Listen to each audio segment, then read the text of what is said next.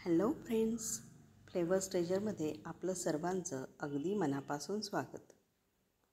आजच्या भागामध्ये आपण कोदो मिलेट म्हणजेच कोदरू किंवा कोदरा असं ज्याला मराठीत म्हणतात त्या धान्यापासून केलेले हे डोसे आपण बघणार आहोत. आणि हे कसे करायचे याची संपूर्ण रेसिपी आजच्या भागामध्ये मी तुम्हाला सांगणार आहे.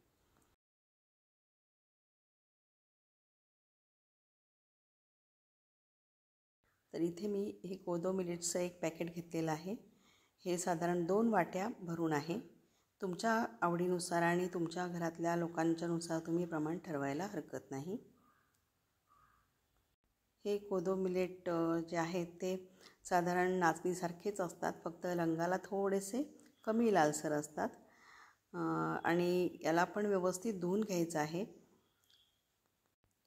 कोदो मिलेट्सच्या साधारण 1/4 आपण इथं उडदाची डाळ घेतलेली आहे. अर्धी वाटी उडदाची डाळ घेतली आहे आणि 2 वाट्या कोदो मिलेट्स घेतलेले आहेत. त्याच्यामध्येच फूग चांगली यावी यासाठी अगदी 1/8 म्हणजे 1/4 पेक्षाही अर्धी अशी चणा डाळ घेतलेली आहे, म्हणजे हरभऱ्याची डाळ घेतलेली आहे.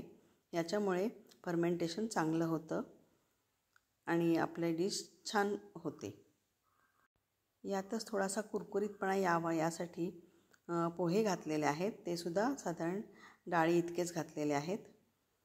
तर ते पण आपण स्वच्छ धुवून मग याच्यामध्ये आपण ते ॲड करणार आहोत. यामध्येच थोडीशी टेस्ट येण्यासाठी आणि फर्मेंटेशन चांगलं व्हावं यासाठी 1 चमचा मेथीदाणे घातलेले आहेत. हे सर्व मिश्रण व्यवस्थित धुवून घ्यायचं आहे. पोहे तुम्ही सेपरेट धुवून ॲड केलेत तरी चालतील, एकत्र धुतले तरीही चालतील. हे धुत असताना मात्र याची पूर्ण कूस निघून जाईल याची काळजी घ्यायची आहे. अशा रीतीने व्यवस्थित चोळून हे धुवायचं आहे.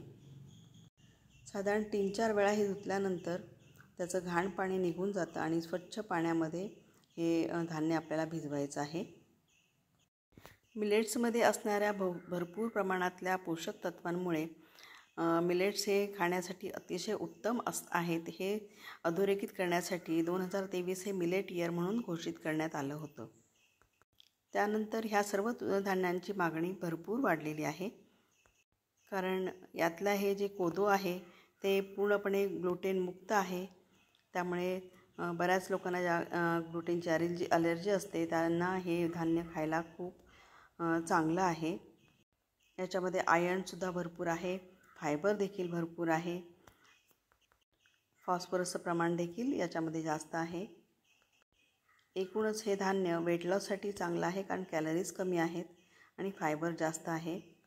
आता हे सर्व जे आपण धुवून ठेवलेलं धान्य होतं ते आपण एक दिवसभर धुवून ठेवलं आणि रात्रीच्या वेळेला हे व्यवस्थित वाटून घेतलेलं आहे आणि फर्मेंटेशन होण्यासाठी पुन्हा ते झाकून ठेवायचं आहे. एकूण आपण साधारण 24 तासानंतर याचा वापर करू शकतो.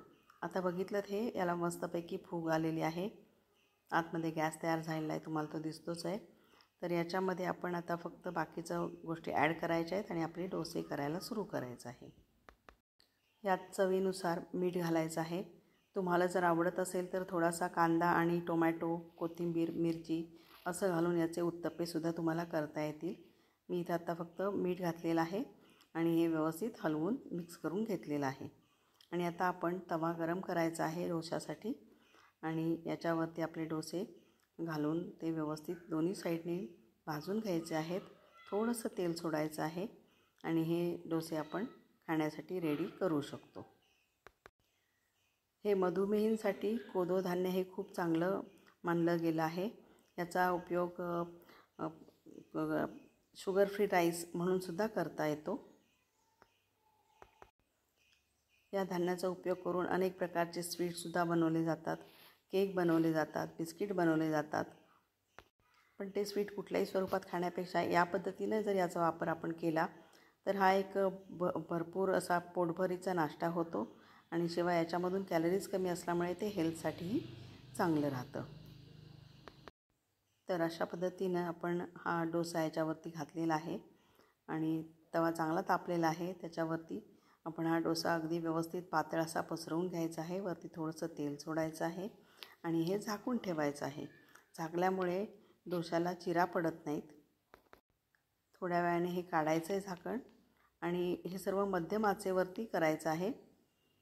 साईडने याच्या कडा सुटलेला दिसतात आणि मग तो हलक्या हाताने व्यवस्थित असा परतून घ्यायचा आहे आणि दोन्ही साईडने व्यवस्थित खरपूस असा भाजून घ्यायचा आहे. तर आपला कोदो मिलेट्सचा म्हणजे कोदूचा डोसा तयार आहे. कोणत्याही चटणीबरोबर सॉसबरोबर सर्व करा आणि कसा झाला आहे ते सांगा.